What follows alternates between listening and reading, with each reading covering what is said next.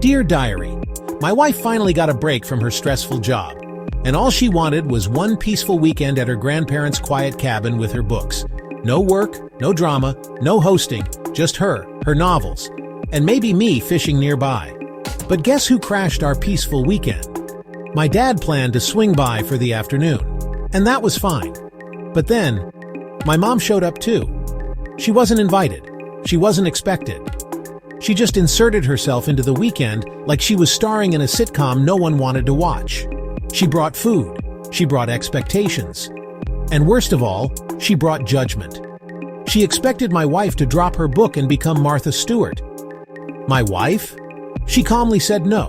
She was on vacation. She wasn't cooking. She wasn't hosting. If my mom wanted a warm meal, she could fire up the stove herself.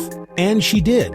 But when my dad and I returned from fishing, my mom launched into full victim mode, whining about how she cooked all by herself, making loud jabs about how a real hostess would have helped. My wife didn't even flinch. She calmly grabbed her plate and ate dinner alone in the bedroom. My mom turned to me for backup. Big mistake. I told her straight up, "You weren't even invited. My wife had zero expectations to entertain you." She gasped. "Well, I wouldn't have come if I knew that." I just shrugged and said, "Next time, take the hint. If you're not invited, don't come." She was furious, packed up and left that night with my dad.